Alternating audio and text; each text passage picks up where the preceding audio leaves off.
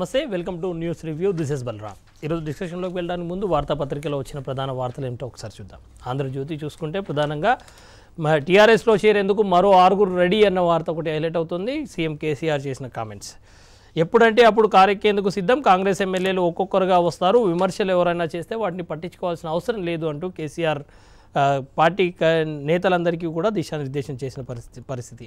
ఈ చేరికలన్నీ టీపీసీసీ నేతల స్వయంకృతమే. ఈసారి వాటిని ప్రోత్సహించొద్దని అనుకున్నాం. ఎమ్మెల్సీ ఎన్నికల్లో పోటీ వద్దని సూచించాం. టీఆర్ఎస్ ఎమ్మెల్యేల మద్దతుకే ప్రయత్నించారు. పోలింగ్లో పాల్గొన్న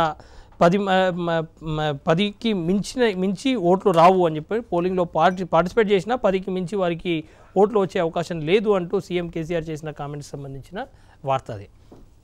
అదేవిధంగా ఆ 5గురే టీఆర్ఎస్ మజ్లిస్ అభ్యర్థుల గెలుపు పక్క, ఎన్నికల్ని బహిష్కరించిన కాంగ్రెస్ టీడీపీ. నయీం ముఠా నయాదందా, సిట్ ఆధీనంలో బీనామీ భూముల అమ్మకాలు, జిరాక్స్ పత్రాలతో దర్జాగా రిజిస్ట్రేషన్లు, ముఠా ఆట కట్టించేందుకు ఆట కట్టించిన రాచకొండ పోలీసులు, నయీం భార్య సహా 5గురి అరెస్ట్. మరొక ఇది చూద్దాం, ఈనాడులో ప్రధానంగా తిరుగులేదు మనకు అంటూ కేసీఆర్ చేసిన కామెంట్స్ కనిపిస్తున్నాయి. అన్ని చోట్ల గులాబీ జెండాయే. ఈ నెల 17 నుంచి ఎన్నికల ప్రచారం. కరీంనగర్లో తొలి సభ, 19న నిజామాబాద్, 1-2 రోజుల్లో అభ్యర్థుల ప్రకటన. కాంగ్రెస్ నుంచి స్వచ్ఛందంగా ఎమ్మెల్యేలు వస్తున్నారు, రాజీనామా చేసి గెలిచేవారే రావాలని చెబుతున్నారు. తెరాస శాసనసభాపక్షం సమావేశంలో సీఎం కేసీఆర్ అన్న వార్త ఒకటి హైలైట్ అవుతుంది. అదేవిధంగా మండలి ఎన్నికల బహిష్కరణ అంటూ కాంగ్రెస్ పార్టీకి సంబంధించిన నిర్ణయానికి సంబంధించిన వార్త కనిపిస్తోంది. కాంగ్రెస్లోనే సబితా ఇంద్రారెడ్డి, పీసీసీ అధ్యక్షుడు ఉత్తమ్ కుమార్ రెడ్డి వెల్లడి. తెరాస తీరు ప్రజాస్వామ్యానికే ముప్పు అంటూ ఆయన చేసిన కామెంట్స్. లోక్సభ బరిలో జానా షబ్బీర్, కీలక స్థానాల్లో పోటీకి సీనియర్లు. 15 లోపు కాంగ్రెస్ అభ్యర్థుల పూర్తి జాబితా. రేపు ఏఐసీసీ స్క్రీనింగ్ కమిటీ పరిశీలన. నేడు ఢిల్లీకి ఉత్తమ్, భట్టి సహా ముఖ్య నేతలు పోతున్నారు అన్నది మరొక అంశం. నయీం అనుచరుల నయాదందా, భువనగిరిలో బినామీ భూమి అమ్మేందుకు కుట్ర, నకలు ధ్రువపత్రాలతో విక్రయ దస్తావేజు తయారీ, ముఠాతో భువనగిరి సబ్ రిజిస్ట్రార్ కుమ్ముక్కు, నిఘా వర్గాల సమాచారంతో రిజిస్ట్రేషన్ నిలిపివేత అన్న వార్త హైలైట్ అవుతుంది. నమస్తే తెలంగాణ చూద్దాం. నమస్తే తెలంగాణలో భారీ మెజారిటీలే లక్ష్యం, 16 స్థానాల్లో గెలుపు మనదే, సర్వేలన్నీ టీఆర్ఎస్ విజయాన్నే సూచిస్తున్నాయంటూ సీఎం కేసీఆర్ కామెంట్. అదేవిధంగా ఏప్రిల్ 2వ వారంలో పరిషత్ నోటిఫికేషన్, 2వ విడత ఎన్నికలు, ఈవీఎంల వినియోగానికి నిర్ణయం, దేశంలో తొలిసారిగా నిర్వహణ, రాజకీయ పక్షాలతో సమావేశమైన ఎస్ఈసీ. రేవంత్ రెడ్డికి హైకోర్టులో ఎదురుదెబ్బ, ప్రజలను రెచ్చగొట్టేలా ప్రసంగించారు, అరెస్టు అక్రమమని నిరూపించలేకపోయారు, మరే ప్రభుత్వమైనా నాన్ బెయిలబుల్ కేసు పెట్టుండేది, వేం నరేందర్ రెడ్డి దాఖలు చేసిన పిటిషన్ కొట్టివేత అన్న వార్త హైలైట్ అవుతుంది. నవ తెలంగాణ చూసుకుందాం. నవ తెలంగాణలో ప్రధానంగా ఎండలు మార్చిలోనే 40 డిగ్రీల వరకు పోయే అవకాశం కనిపిస్తోంది. గత ఏడాది కంటే 3 డిగ్రీలు ఎక్కువ.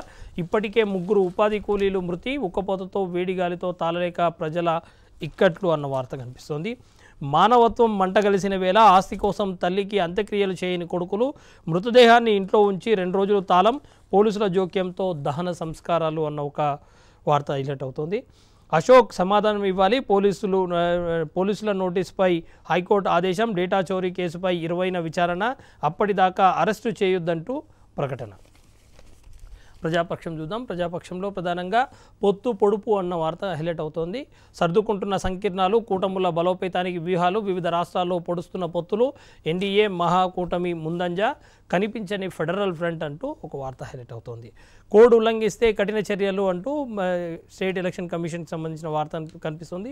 డబ్బు పంపిణీ, బహిరంగ మద్యపానంపై నిఘా, రాజకీయ పార్టీల ప్రకటనలు, పోస్టర్లు తొలగిస్తాం, ఈ నెల 15 వరకు ఓటరు నమోదు చేసుకోవచ్చు. అఖిలపక్ష సమావేశం అనంతరం రజత్ కుమార్ కామెంట్స్. సాక్షి ఒకసారి చూద్దాం. సాక్షిలో ప్రధానంగా సిట్టింగ్ ఎంపీలో కొందరికే కోత అన్న వార్త కనిపిస్తోంది. అలాంటి వారే అవకాశాలు రావాలి.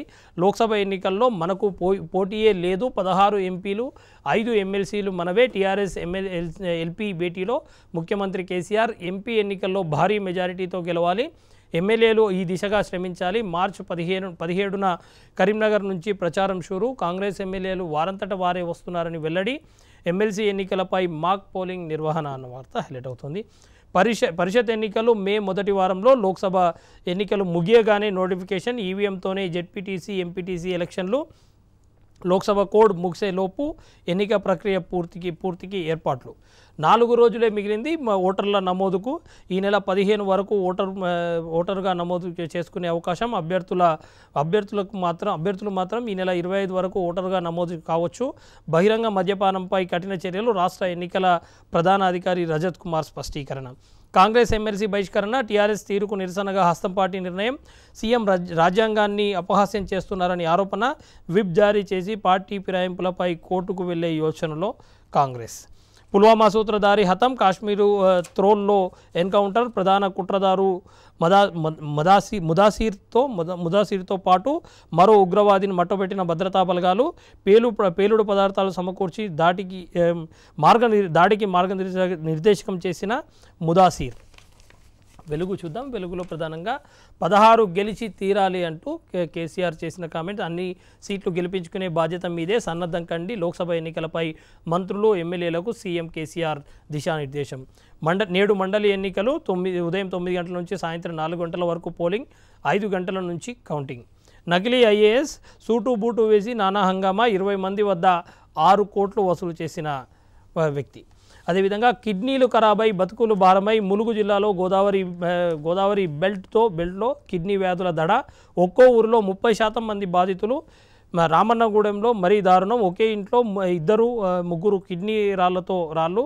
చికిత్స కోసం లక్షలు దారపోస్తున్న రోగులు. రోగానికి అంతు చిక్కని కారణాలు. విజయక్రాంతి చూద్దాం. విజయక్రాంతిలో ప్రధానంగా 16 నుంచి 10వ తరగతి పరీక్షలు. వెబ్సైట్ నుంచి హాల్ టికెట్ డౌన్లోడ్కు అవకాశం. ప్రజాదరణలో మోదీ ముందంజ. మరోసారి ప్రధాని కావాలని 52% మంది అభిప్రాయం. పుల్వామా ఘటన తర్వాత 7% పెరిగిన మోదీ రేటింగ్. రాహుల్ వైపు 33 మంది మొగ్గు. India today political stock exchange సర్వేలో వెల్లడి. రాహులే ప్రధాని కావాలంటున్న ఎస్సీలు, మైనారిటీలు. ఈ వర్గాలకు కాంగ్రెస్ అధ్యక్షుడికి బాగా పాపులారిటీ పెరిగింది ఈ వర్గాల్లో అన్న వార్త ఒకటి కనిపిస్తుంది. అదేవిధంగా 22 సీట్లు గెలిస్తే 24 గంటల్లోపే ప్రభుత్వాన్ని కూల్చేస్తామంటూ కర్ణాటక బీజేపీ నేత యడ్యూరప్ప మరొకసారి సంచలన వ్యాఖ్యలు చేశారు. ఇవి వార్తాపత్రికలో వచ్చిన వార్తలు. వీటి మీద